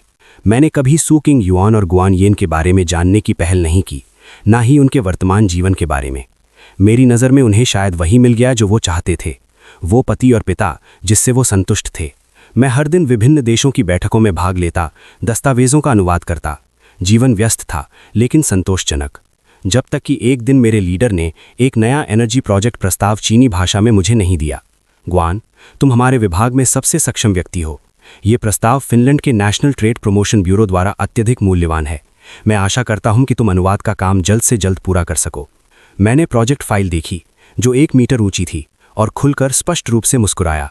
सर, चिंता मत करो, मैं मिशन पूरा करने की गारंटी देता हूं। लेकिन जब मैंने ये प्रोजेक्ट फाइल खोली तो पता चला कि ये सू कॉरपोरेशन का प्रोजेक्ट था। सू किंग युआन। वो परिचित आकृति फिर से मेरे दिमाग में कौंधी। मैंने अपना सिर हिलाया, गहरी सांस ली और खुद को समझाया। सू कॉरपोरेशन की परियोजनाएं दुनिया भर में फैली हैं। उनका फिनलैंड में एक नई परियोजना शुरू करना बहुत सामान्य बात है। ये सिर्फ एक संयोग होना चाहिए। कई रातों की नींद हराम करने के बाद मैंने अनुवादित प्रोजेक्ट प्रस्ताव लिया और अपने लीडर के ऑफिस का दरवाज़ा खटखटाया। लीडर ने कुछ पन्ने पलटे, बार बार सिर हिलाया। तुम सच में उस प्रतिष्ठा पर खरे उतरते हो जिसकी हाई लेवल अधिकारियों ने अपने निरीक्षण के दौरान प्रशंसा की थी। तुम्हारा कार्य नैतिकता वास्तव में असाधारण है। अपने लीडर के साथ 2 साल काम करने के बाद मैं उसका व्यक्तित्व समझ गया था। जैसे ही वो किसी की प्रशंसा करना शुरू करता है, निश्चित रूप से कोई मुश्किल काम देने वाला होता है। लेकिन किसे अच्छी बातें सुनना पसंद नहीं। मेरे विभाग के अधिकांश सहकर्मियों की उसने तारीफ करके समुद्री लुटेरों के जहाज पर चढ़ा दिया था। सर, चक्कर मत लगाइए। अगर काम का असाइनमेंट है तो सीधे बताइए। इतनी तारीफें करेंगे तो मेरी पूंछ ऊपर आसमान में लहराने लगेगी। हमारे मूल देश की सू कॉरपोरेशन फिनलैंड में एक साइट सर्वे के लिए आ रही है। फिनिश पक्ष भी इसे बहुत महत्व देता है। उम्मीद है कि इस बार मेरा डिप्लोमैटिक इंटरप्रिटेशन काम होगा। मैंने पहले ही तुम्हारा नाम रजिस्टर कर लिया है। हम रोज काम कर सकते हैं, लेकिन जीवन में संतुलन भी होना चाहिए। मुझे याद है तुम अभी भी सिंगल हो, है ना? मैंने सुना है सू कॉरपोरेशन का प्रतिनिधि युवा और तालेबंदी है। इस अवसर का लाभ उठाकर तुम दोनों एक दूसरे को थोड़ा जान सकते हो। मेरा दिल धड़क गया। सू कॉरपोरेशन, क्या ये सू किंग युआन हो सकती है? शायद नहीं। इतना संयोग कैसे हो सकता है? जब सू कॉरपोरेशन का प्रतिनिधि फिनलैंड पहुंचा तो मेरे लीडर मुझे एयरपोर्ट ले गए उनका स्वागत करने। गुआन, फिनिश पक्ष ने सू कॉरपोरेशन के प्रतिनिधि के लिए एक डिनर तैयार किया है। माहौल बहुत औपचारिक नहीं होगा, इसलिए तुम इंटरप्रेटिंग करते वक्त थोड़ा रिलैक्स रहना। बहुत टेंशन लेने की जरूरत नहीं है। मैं तुम्हें सू कॉरपोरेशन के प्रतिनिधि से मिलवाता हूँ। ये कहते ही मैंने अपने लीडर को मेरे पीछे किसी को हाथ हिलाते देखा। सीओ सू, यहाँ देखो। मेरे लीडर ने मेरा हाथ पकड़ा और सू किंग युआन के पास चले गए। मैं अभी भी स्तब्ध था, इसे प्रोसेस नहीं कर पा रहा था। 6 साल बीत चुके थे। ऐसा लग रहा था जैसे समय ने उस पर कोई निशान नहीं छोड़ा था। वो पहले की तरह ही शांत थी। तब तक मेरे लीडर ने मुझे आगे बढ़ाया और मुस्कुराते हुए परिचय दिया। सीओ सू, मैं आपको इससे मिलवाता हूँ। ये हमारे फिनलैंड एम्बेसी से हैं। ये आपकी यात्रा के दौरान साथ देने वाले इंटरप्रेटर होंगे। हमारे गुआन की युवा सुंदरता से मूर्ख मत बनो, वो 5 भाषाओं में फ्लुएंट है। मेरे सामने सू किंग युआन बिना पलक झपकाए मुझे देख रही थी। उसकी आंखों में जांच थी और एक अनकही भावना। मैंने मुस्कुराते हुए अपना हाथ बढ़ाया। मेरा रवैया विनम्र और दूर का था। सियोसू मिलकर खुशी हुई। उसने कुछ सेकंड तक मुझे देखा। उसकी आंखों में एक अवर्णनीय भावना थी। काफी देर बाद उसने हाथ बढ़ाकर मुझसे हाथ मिलाया। सू किंग युआन का मिलना पहले से ही अप्रत्याशित था। मैं बस इसे जल्दी खत्म करना चाहता था और अपना हाथ खींच लिया, लेकिन उसने उसे कसकर पकड़ रखा था और छोड़ा नहीं। मैंने 2 बार कोशिश की। मेरी आवाज गहरी हो गई। सियोसू, इसका क्या मतलब है? बगल में मेरे लीडर ने मुझे देखा, फिर उसे देखा। माहौल सही नहीं लग रहा था। जल्दी से माहौल सुधारने लगा। इंटरप्रेटर गू की सुंदर शक्ल और अद्वितीय आभा लोगों को हिला देती है। लगता है सियोसू भी इससे अछूती नहीं है। सू किंग युआन की आंखें गहरी हो गईं। उसने मेरा हाथ छोड़ दिया और शायद ही कभी अपने होठों को एक अटपटी मुस्कान में मोड़ा। सच में उसने और कुछ नहीं कहा। इसके बजाय जैसे मेरी इच्छा थी उसने छोड़ दिया। डिनर पार्टी जल्दी शुरू हो गई। मैंने उसे अपने ऊपर हावी नहीं होने दिया। तो क्या हुआ? अगर ये सिर्फ एक संक्षिप्त बातचीत है, वो वैसे भी मेरे लिए नहीं आई होगी। ये सोचकर मैं शांत हो गया और सू किंग युआन के बगल में बैठ गया। शांतिपूर्वक वाक्य दर वाक्य अनुवाद करता रहा। वो औरत अपनी लंबी टांगे पार करके बैठी थी। उसकी मुद्रा सुंदर और कुलीन थी। सुनते हुए वो थोड़ा करीब झुकी। मैं एक पल को रुक गया। हमारी 5 साल की आपस में खून बहाने वाली शादी में उसने कभी मुझे इतनी गंभीरता से बोलते सुना नहीं लगा। मेरे दिल में दर्द उठा। उसके लिए नहीं, बल्कि अपने लिए। उस सुपरिवार के दामाद के खोल में कैद होने के लिए। उन वर्षों के लिए जब मेरी आत्मा स्वतंत्र नहीं थी। शुक्र है मैं अब आखिरकार बच निकला हूं। सू किंग युआन की आवाज जारी रही। मैं फिनलैंड के टैक्स और श्रम कानूनों के बारे में जानना चाहती हूं। उसकी आवाज धीमी और मंद थी। प्रत्येक वाक्य के बाद वो चुपचाप मुझे देखती थी। वो नजर शांत और केंद्रित थी। मैंने अनजाने में उसकी नजर से बचने की कोशिश की। काम है काम। मैंने अपना काम पूरा किया। ये डिनर पार्टी, दोनों पक्षों के बीच बातचीत बहुत सहज रही। जब हम फिनलैंड की बर्फीली हवाओं में अलग हुए तो मैंने अपना दुपट्टा कसा, अपने चर्म पत्र के दस्ताने पहने और सू किंग युआन को अलविदा कहा। सियोसू, आपके साथ काम करके खुशी हुई। ये कहकर मैं मुड़ा और चलने लगा। बस जैसे मैंने गाड़ी का दरवाजा खोला, गुआन, मेरे पीछे वो औरत अचानक मेरा नाम पुकारती है। मैं रुक गया, लेकिन मुड़ा नहीं। चुपचाप उसके अगले शब्दों का इंतजार कर रहा था। हवा इतनी तेज बह रही थी कि मेरी उंगलियां सुन्न हो गईं। आखिरकार उसकी आवाज फिर आई। क्या तुम मुझसे कुछ कहना नहीं चाहते? मुझे नहीं पता कि मेरा ख्याल था या नहीं, लेकिन उसकी कर्कश आवाज में एक अजीब सी शिकायत थी। मेरा दिल धड़क उठा। मुझे बस ये लगा कि फिनलैंड की लंबी रात बहुत ठंडी थी। सीओ, पार्टी के दौरान मैंने पहले ही वो सारी सामग्री अनुवादित कर दी थी जिसकी जरूरत थी। बाकी मामलों के बारे में मुझे कुछ नहीं कहना है। लेकिन सू किंग युआन मुझे ऐसे जाने नहीं देना चाहती थी। उनका सामान्य ठंडा और स्वसंयमी लहजा अब थोड़ी उत्तेजना दिखा रहा था। गुआन, तुमने बिना एक शब्द कहे मुझसे तलाक ले लिया। भले ही तुमने नियान की भावनाओं को नहीं माना। क्या तुम्हें बिल्कुल परवाह नहीं है? 6 साल हो गए। नियान अब 9 साल का हो गया है। क्या तुम उसे बिल्कुल याद नहीं करते? मैं वापस मुड़ा और बिना भाव बदले मुस्कुराया। एक बच्चा जो अपने पिता के बलिदानों से घृणा करता है, उसे याद करने की क्या जरूरत? वैसे भी अब वो अपने नए पिता के साथ बहुत खुश होगा, है ना? बर्फीली हवा सू किंग युआन के कंधों पर गिरी। उस औरत की आंखों में मुझे देखते हुए उलझन का एक निशान था। फिर उसने एक आ भरी और जमी बर्फ पर कदम रखते हुए मेरे पास आई और शायद ही कभी अपनी होठों को मध्यम करते हुए बोली, नियान, वो तुम्हारे बलिदानों से घृणा नहीं करता। वो बस बहुत छोटा है और अभी दूसरों से प्यार करना नहीं जानता। उसे कोई नया पिता नहीं मिलेगा। उसका पिता हमेशा सिर्फ तुम होगे। मेरी नज़र सू किंग युआन के चेहरे पर पड़ी। मुझे थोड़ा अजीब लगा। प्यार करना जानना उम्र से संबंधित नहीं है। सू किंग युआन और गोनचेन जंग का बर्थडे याद रख सकते थे। उसके लिए हाथ से सेफ्टी चार्म तराश सकते थे। ये माँ बेटा दूसरों से प्यार नहीं करना जानते। वो सिर्फ मुझसे प्यार करना नहीं जानते। मैंने शांति से गाड़ी के सहारे झुककर उसे देखा। सोच रहा था, अगर मैं अब भी उसका पति होता तो क्या वो आज मेरे सामने खड़ी होती और शांति से मुझसे इतना सब कुछ कहती? मैंने सिर हिलाकर आत्मनिराशा में हंसा। सू किंग युआन ने उलझन में माथा से कोड़ा। तुम क्या हंस रहे हो? मैंने उसकी नज़र पर कोई ध्यान नहीं दिया। जब कुछ मज़ेदार सुनते हैं तो हंसते हैं। सू किंग युआन, भले ही हम तलाकशुदा हैं या नहीं, ऐसा लगता है कि हमारा वो रिश्ता नहीं है जिसमें हम एक दूसरे से स्पष्टीकरण मांग सकें। तुम्हारे बारे में मेरी समझ बहुत कम है और मुझे तुमसे संबंधित अतीत को याद करने में कोई दिलचस्पी नहीं है।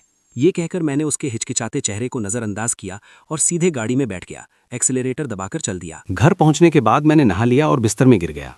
थकान की गहरी लहर ने मुझे ढक लिया। मैं जल्दी सो गया। देर रात पड़ोसी के शिकारी कुत्ते ने भौंकना शुरू कर दिया, जिससे मेरी नींद खुल गई। मैंने अपना सिर साफ करने के लिए कुछ गहरी सांसें लीं, कपड़े पहने और खिड़की के पास जाकर हालात देखे तो मैंने सू किंग युआन को अभी भी वही लंबी काली पोशाक पहने मेरे दरवाजे के ठीक बाहर खड़ा देखा। मुझे नहीं पता उसने मेरा पता कैसे ढूंढ लिया। फिनलैंड का औसत तापमान -20 या -30 डिग्री होता है। उसने जो पहना था, अगर वो सच में पूरी रात वहां खड़ी रहती तो मुझे लगता है कल सुबह मुझे एक मानवाकार बर्फ की मूर्ति देखने को मिलती। हालांकि मैं नहीं जानता था वो क्या योजना बना रही थी, फिर भी मैंने दरवाज़ा खोला और इस पूर्व पत्नी को अंदर बुला लिया। आखिर मैं नहीं चाहता था कि वो मेरे दरवाजे पर मर जाए।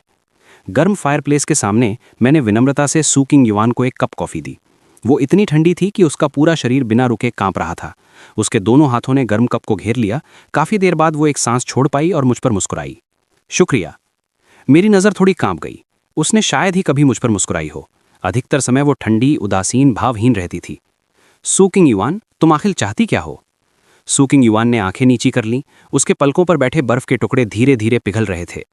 मुझे नहीं पता कि मौसम बहुत ठंडा था या क्या, लेकिन उसकी आवाज़ बोलते वक्त धीमी कांप रही थी। मैं जानना चाहती हूँ कि हमने तलाक क्यों लिया। मैंने माथा सिकोड़कर उसके चेहरे की तरफ देखा। वो भी शांति से सीधे मेरी तरफ देख रही थी। उसकी आंखों में सच्ची उलझन और भ्रम था, लेकिन मेरा दिल बेचैन था। तो उन 5 सालों में जो कुछ भी हुआ सच में पूरी तरह से नज़रअंदाज कर दिया गया। मैंने एक सांस छोड़ी। अचानक मुझे थोड़ा पछतावा हुआ कि मैंने उसे अंदर आने दिया। मुझे बस लाइट बंद करके सो जाना चाहिए था और उसे बाहर ठंड से मरने देना चाहिए था। वो औरत काफ़ी देर झिझकने के बाद 2 अपरिचित शब्द बोली, गुआन। कितना हास्यास्पद है, पहली बार उसने मेरा नाम इतनी गंभीरता से हमारे तलाक के 6 साल बाद लिया। सू किंग युआन पर मेरी नज़र अनिवार्य रूप से व्यंग्यात्मक थी। सू किंग युआन, क्या तुमने कभी सोचा है कि शायद तुम्हें पता नहीं है कि हमने तलाक क्यों लिया, यही इसका कारण है? वो एक पल के लिए सख्त हो गई। उसकी आंखों में एक दुर्लभ भ्रम था। वो हमेशा ऐसी ही थी, अपनी बेहतर पृष्ठभूमि, सफल करियर, शानदार दिमाग के साथ उसके लिए सब कुछ संभालना आसान था, लेकिन साथ ही अपने आसपास की हर चीज़ के प्रति उदासीन। जैसे कि चीज़ें कैसे भी विकसित हों, वे कभी भी उसके द्वारा निर्धारित प्रक्षेप्यवत से बच नहीं सकती थीं। शायद मैं उन कुछ अपवादों में से एक हूँ। किसी वजह से मेरी आंखें अस्पष्ट रूप से जलने लगीं, लेकिन मैंने जल्दी से अपनी मुद्रा समायोजित कर ली, अपने दिल में उस कड़वाहट को दबाते हुए। सू किंग युआन, तलाक से पहले मैंने तुमसे कई बार कहा था, अगर तुम और नियान दोनों जंग जिंग को इतना पसंद करते हो तो मैं तलाक मानता हूं और साथ ही नियान की कस्टडी छोड़ता हूं। बिना कुछ लिए जाते हुए बस हमारी सभी संपत्ति नियान के नाम कर दो। इसे इस बेप्यारे पिता द्वारा उसके लिए छोड़ी गई बाल सहायता समझ लो। मैंने ये बातें तुमसे साफ साफ कही थीं। यहाँ मैं सू किंग युआन की तरफ देखने लगा। क्या तुम्हें कुछ याद है? सू किंग युआन का कप पकड़ने वाला हाथ अनजाने में कस गया। ऐसा लग रहा था जैसे वो कुछ याद करने की कोशिश कर रही है, लेकिन उसकी आंखों का खालीपन बता रहा था उसे कुछ भी याद नहीं था। मैं जानता था यही परिणाम होगा, क्योंकि जब मैं उसका पति था तो उसने मेरी कभी गंभीरता से कोई बात नहीं सुनी थी। उस समय उसके लिए मैं सिर्फ नाममात्र का जीवन साथी था। सू किंग युआन ने सिर झुका लिया। उसकी आवाज़ निराशा और अपराध बोध से भरी थी। मुझे माफ़ कर दो। मुझे सच में याद नहीं कि तुमने वो शब्द कहे थे। शायद मैं उस समय व्यस्त थी। लेकिन क्या ये तलाक का कारण है? मैं सच में ऐसा कारण स्वीकार नहीं कर सकती। तो फिर हर रात जब तुम घर आती थीं तो तुम्हारे कपड़ों पर परफ्यूम की खुशबू, क्या ये कारण मेरे लिए तलाक लेने के लिए काफ़ी नहीं है? सू किंग युआन के चेहरे के भाव सख्त हो गए। उसने आखिरकार मेरे शब्दों में संघर्ष के बिंदु को पकड़ लिया था, लेकिन उसने अविश्वास में सिर हिला दिया। जंग जिंगरॉन, तुमने मुझसे उसकी वजह से तलाक लिया? सू किंग युआन की आवाज़ में हैरानी और भी बढ़ गई। ऐसा लगा जैसे जंग जिंग की वजह से तलाक लेना इससे भी ज़्यादा बेतुका था कि उसने मेरी कभी बात नहीं सुनी। और भी बेतुका। लेकिन मैंने बस अपनी कॉफ़ी पी और उदासीनता से सिर हिला दिया। हाँ, हर दिन तुम जंग जिंगरॉन की महक के साथ आती थी। नॉन चेन बिना रुके बात करता था कि वो अंकल जंग को अपना नया पिता चाहते हैं। क्या तुम चाहती थी कि मैं बेशर्मी से उस सुपरिवार के दामाद के पद से चिपका रहूं जिसकी मैंने कभी परवाह नहीं की? सू किंग युआन का चेहरा शायद ही कभी एक पल के लिए पीला पड़ गया। तो तुमने मुझ पर धोखा देने का संदेह किया? मैंने एक उंगली उठाकर उसके सामने हिलाई। ये संदेह नहीं था। जब तुम जंग जिंगरॉन को तरह तरह के कार्यक्रमों में ले जाती थीं, बिना किसी हिचकिचाहट के दूसरों को उसका परिचय देती थीं, जब तुम्हारे दोस्त मेरा मजाक उड़ाते थे और कहते थे कि तुम और जंग जिंगरॉन एक बेहतर जोड़ी हो, जब तुमने जंग जिंगरॉन के साथ जल्दी जाने के लिए बिना देखे तलाक के कागज़ पर साइन कर दिए, चाहे तुम धोखा दे रही थीं या नहीं, अब कोई मायने नहीं रखता। मैंने तुमसे तलाक लिया, जैसा मैंने कहा, सिर्फ इसलिए क्योंकि मैं सुपरिवार के दामाद नामक पिंजड़े में कैद नहीं रहना चाहता था। सू किंग युआन, वो कठपुतली सिर्फ नाम का होना मैं कभी तैयार नहीं था। सू किंग युआन के पलकें कांप गई। वो काफ़ी देर तक चुप रही। शायद उसे नहीं पता था कि मैं ये बातें कहूँगा। शायद उसे मेरी सच्ची भावनाओं की परवाह भी नहीं थी। बस वो अपनी विफलता की समीक्षा करने का एक मौका चाहती थी। लेकिन मेरी नज़र में ये सब अनावश्यक था, क्योंकि वो जंग जिंगरॉन को पसंद करती है तो उसका बर्थडे याद रखेगी, बारीकी से उपहार और सरप्राइज़ तैयार करेगी और उसकी पसंद नापसंद को अपनी हथेली की तरह जानेगी। वो जंग जिंगरॉन से प्यार करती है, तो मेरी ये विफलता उसके भविष्य के वैवाहिक जीवन में नहीं दिखेगी। मैंने हाथ उठाकर घड़ी देखी। सुबह के 4:30 बज रहे थे। थकान की लहर मुझ पर छा गई। मैंने उसे विदा करने के लिए मुंह खोला। सीईओ सू, अब तक आप वो सब कुछ समझ चुकी होंगी जो आप जानना चाहती थीं, है ना? कृपया जल्दी घर जाएं, मुझे आराम करना है। मेरी बात पूरी होने से पहले मैंने एक अत्यंत स्पष्ट और औपचारिक ध्वनि सुनी, मुझे माफ़ कर दो। मैं एक पल के लिए स्तब्ध रह गया। शब्द मेरे गले में अटक गए थे। सू किंग युआन बिना पलक झपकाए मुझे देख रही थीं। मुझे माफ़ कर दो। मुझे नहीं पता कि मेरे द्वारा नज़रअंदाज किए गए इन विवरणों ने तुम्हें इतना दुख पहुंचाया है। मैं गलत थी। मैं तुमसे माफ़ी मांगती हूँ। मुझे थोड़ा मज़ेदार लगा। उस घमंडी सू किंग युआन से माफी मनवाना मैं ही एकमात्र रहा हूं। अचानक सू किंग युआन ने अचानक बात करना शुरू कर दिया, मेरे विचारों को बीच में ही रोकते हुए। लेकिन एक बात है जिस पर मैं तुमसे सहमत नहीं हूं। मैंने धोखा नहीं किया। मैं जंग जिंगरॉन को बिल्कुल पसंद नहीं करता। मैं अपनी बड़ी बहन की अंतिम इच्छा को पूरा करने के लिए उसकी देखभाल करता हूं और उसकी सभी मांगों को पूरा करता हूं। जब दूसरे उसे बहनलोई कहते हैं तो मैं सही नहीं करता, क्योंकि मुझे लगता है अगर मेरी बहन जीवित होती तो वो सच में मेरा सही बहनलोई होता। अब इससे कोई फर्क नहीं पड़ता। वो मेरे उदासीन रवैये से आहत लग रही थी। उसकी आंखों में दर्द चमक आया। नहीं, ये बहुत महत्वपूर्ण है। तुम्हारे जाने के 6 साल में नियानिनी और मैंने दोनों ने तुम्हें बहुत मिस किया है।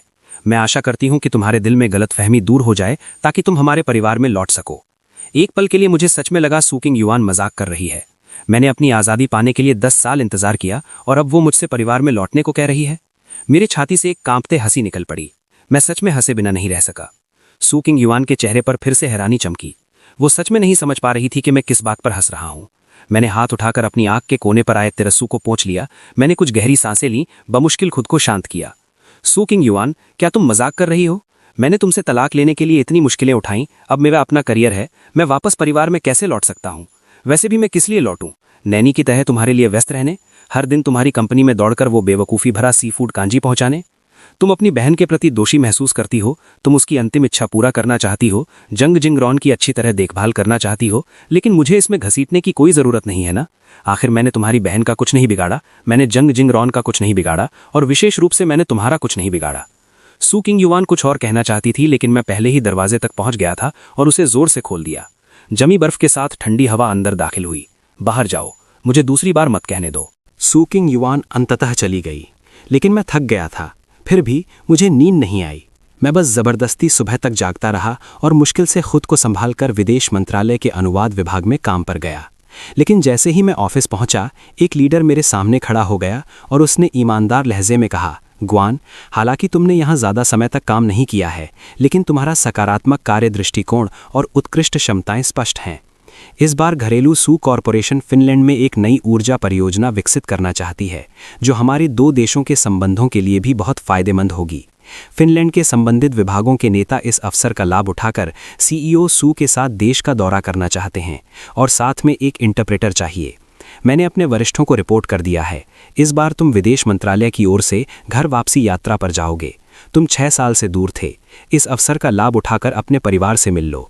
मैं मुस्कुराते हुए सुन रहा था, लेकिन मेरे दिल में तूफान उठ रहा था। ये सब सू किंग युआन की वजह से था। वो जैसे ही आई, इतनी सारी घटनाएं हो गईं। मेरे पास कोई रास्ता नहीं था। मैं बस जबरन मुस्कुराकर खड़ा हो सका। चिंता मत करो सर, मैं मिशन पूरा करने की गारंटी देता हूँ। उस दोपहर मैं, सू किंग युआन और निरीक्षण दल के साथ एक निजी जेट में वापस देश के लिए सवार हुआ।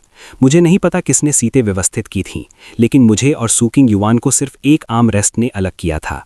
मैंने थकान से अपना माथा रगड़ा और सिर घुमाकर उसकी तरफ नहीं देखा। हम दोनों स्पष्ट रूप से रात भर जागे थे, लेकिन सू किंग युआन के चेहरे पर थकान के कोई लक्षण नहीं थे। कुछ ही देर बाद एक नरम और मोटा फ्लीस ब्लैंकेट मुझ पर डाल दिया गया। सू किंग युआन की हरकतें बहुत सावधान थीं, जैसे वो मुझे जगाने से डर रही थीं, लेकिन मैं सो नहीं रहा था और मैं उस पर एक नज़र डालना भी नहीं चाहता था। मेरे लिए वो थीं जिससे मैंने कभी सच में प्यार किया और सम्मान किया, लेकिन वो बेड़ियां भी थीं जिन्होंने मुझे बांध रखा था। उसके साथ मेरा रिश्ता उस पल पूरी तरह समाप्त हो गया था जब मैंने तलाक के कागजात पर साइन किए थे। मैंने कभी उम्मीद नहीं की थी कि जैसे ही मैं विमान से उतरूंगा, मैं अपने बेटे को देखूंगा, जिससे मेरा सिर्फ खून का रिश्ता था। ग्वानियन। सू मदर उसका हाथ पकड़े वेटिंग एरिया में खड़ी थीं। अब 9 साल का, वो काफ़ी लंबा हो गया था। उसकी आंखें लाल थीं। जैसे ही उसने मुझे देखा, वो जोर से चिल्लाया, पापा। निरीक्षण दल के नेताओं ने एक दूसरे को देखा। किसी ने धीमी आवाज़ में पूछा, क्या हो रहा है? मैंने विनम्रता से मुस्कुराकर आकस्मिक जवाब दिया, ये छोटा दोस्त शायद अपने पिता को ढूंढ सकता है। मेरे बगल में सू किंग युआन का चेहरा तुरंत काला पड़ गया। पता चला वो फिनिश समझ सकती है। ग्वानचिन पकड़कर आना चाहता था, लेकिन सू मदर ने उसे पकड़ रखा था। इस सुशोभित वृद्ध महिला ने उसे रोते चिल्लाते रहने नहीं दिया, बल्कि उसे दूर ले गईं। सू मदर निश्चित रूप से यहाँ दया से नहीं आई थीं कि पिता पुत्र मिल सकें। शायद वो ग्वानियन चैन का उपयोग करके मुझे कुछ करने को मजबूर करना चाहती थीं। बस अब मेरे पास उसकी बात मानने का कोई कारण नहीं बचा था। फिनिश निरीक्षण दल के साथ सू कॉरपोरेशन का दौरा करने के कुछ दिन काफ़ी सुचारू रहे। आखिर सू किंग युआन कभी काम में गलती नहीं करती थीं। लेकिन जैसे ही निरीक्षण समाप्त हुआ, वो मेरे पास आई। क्या तुम मेरे साथ घर चलकर नियान से मिलना चाहोगे? वो तुम्हें बहुत याद करता है।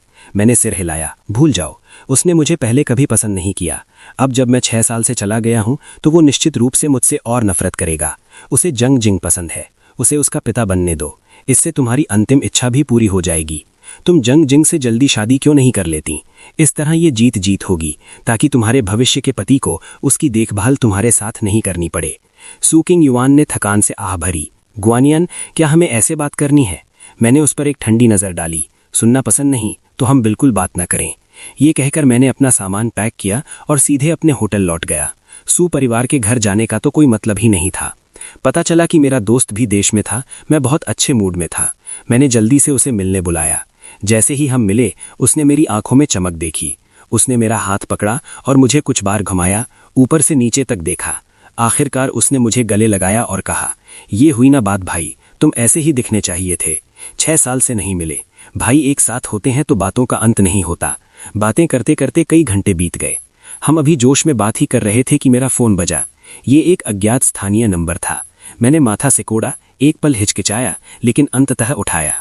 दूसरी तरफ एक औरत की हिचकिचाती हुई आवाज आई। नमस्ते, क्या मैं ग्वानचिन के पिता से बात कर रही हूँ? मैं उसकी होमरूम टीचर हूँ। ग्वानचिन स्कूल में एक क्लासमेट से लड़ गया। मैंने उसकी माँ को फ़ोन किया था। उन्होंने मुझसे तुमसे संपर्क करने को कहा। मेरे दोस्त ने अचानक गुस्से से हस्तक्षेप किया, मेरा फ़ोन छीन लिया। नहीं, गलत नंबर मिलाया है। इतना कहकर उसने फ़ोन काट दिया। सू किंग युआन, क्या वो पागल है? तुम दोनों तो तलाकशुदा हो और तुमने कस्टडी भी नहीं ली थी। अब तुम वापस आए कुछ दिन हुए हैं, बस झंझट खड़ी कर रही है। उसकी बात पूरी होने से पहले ही फ़ोन फिर बजा।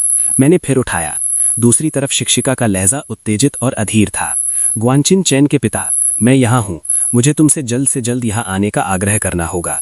बड़ों के मामलों को बच्चे के शारीरिक और मानसिक विकास को प्रभावित नहीं करना चाहिए। इससे भी बड़ी बात, ग्वानचिन ने अपने क्लासमेट का सिर फोड़ दिया है। दूसरे माता पिता जोर दे रहे हैं कि तुम आकर घायल बच्चे को अस्पताल ले जाओ। मेरे पास कोई चारा नहीं था। मैं और मेरा दोस्त बस स्कूल की तरफ दौड़ पड़े।